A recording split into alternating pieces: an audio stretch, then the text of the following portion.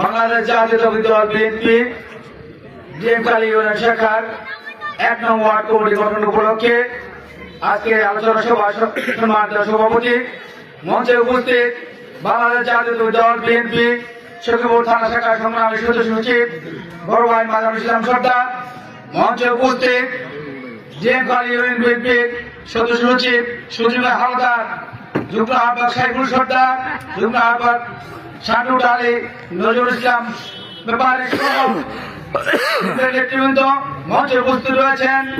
বাংলাদেশ জাতীয়তাবাদী যুবদল সখীপুর থানা শাখার সংগ্রামী সাধারণ সম্পাদক, দক্ষ সংগঠক এবং যে যুবদলের সাধারণ সম্পাদকের দায়িত্ব পালন করতে গিয়ে শুধু যুবদলের দায়িত্ব পালন করেন না, সখীপুর থানা বিএনপির গুরুত্বপূর্ণ দায়িত্ব পালন করে থাকেন সেই নেতা কামরুল হোসেন রাজীব সর্দার মঞ্চে উপস্থিত রয়েছেন।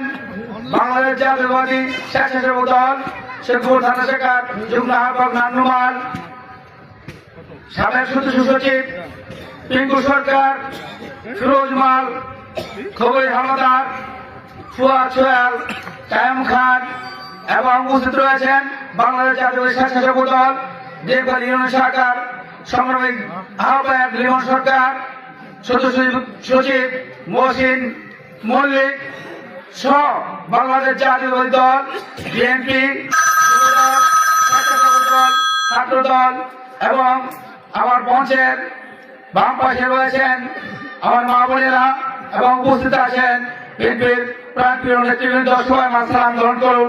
আসসালামু আলাইকুম। ভাইরা আমার, আজকে আমরা এখানে উপস্থিত হয়েছি দলকে সুসংগঠিত করার জন্য। আর দলকে সুসংগঠিত করতে হলে সাংগঠনিক কমিটি অবশ্যই দরকার। তারই ধারাবাহিকতায় আমরা বিএনপির ওয়ার্ড কমিটি গঠন উপলক্ষে এখানে উপস্থিত হয়েছি।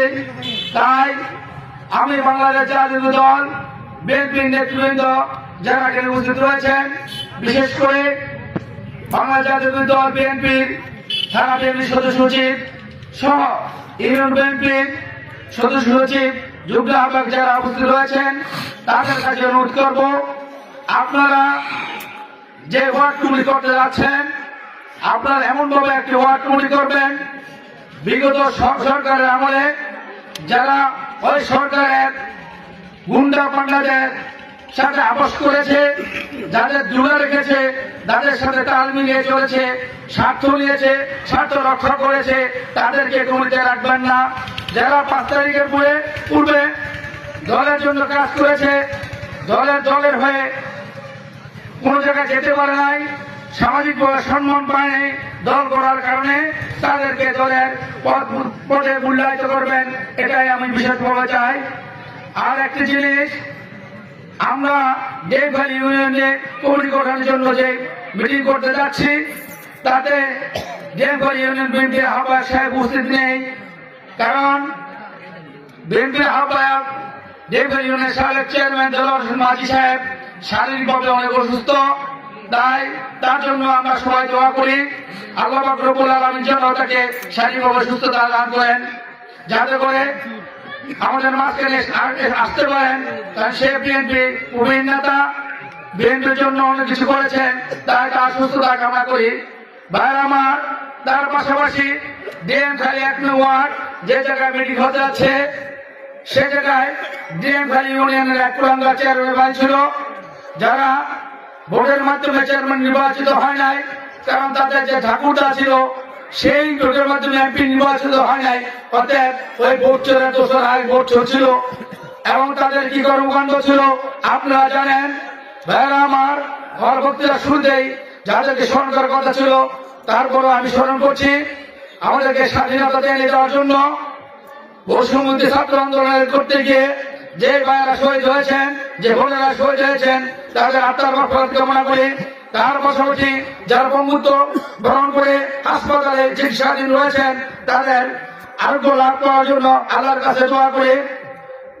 এই জন্যই কথা বলতে যাচ্ছি, আপনারা জানেন যারা আমাদেরকে স্বাধীনতা এনে দিয়েছিল, আপনারা জানেন 4 তারিখে ডিএমখালী কাশিমপুরে যে বৈষম্যবিরোধী ছাত্র আন্দোলন আয়োজন করেছিল সে জায়গায় আপনারা দেখেছেন এই কুলাঙ্গার আবু আমাদের কুমল কমিটি ছাত্রছাত্রী ভাই বোনদের উপরে কিভাবে নির্যাতন করেছিল, অনেক ছাত্রী বোনদেরকে সে স্থিরতানি করেছে, সে শারীরিকভাবে নির্যাতন করেছিল। আপনারা সবাই দেখেছিলেন, কারণ আপনারা সবাই দিয়ে খালি মানুষ যারা দেখেছেন এবং অনেকে শুনতে পেয়েছেন। আল্লাহ পাক রব্বুল আলামিন যখনই তাদের পা ভারী হয়ে গিয়েছিল, তাদের মূলকে উৎপে ফেলে দেওয়ার জন্য শেখ হাসিনার প্রতি গজব নাজির হয়েছিল। শেখ হাসিনা লেডি মাফিয়া, সে তার দলবল সরকারে পালিয়ে যেতে বাধ্য হয়েছিল। আল্লাহর রহমতে আমরা স্বাধীনতা পেয়েছি। অতএব যে ছাত্র ছাত্রীদেরকে আমি মনে করি সে তারা ছিল মুক্তিযোদ্ধা।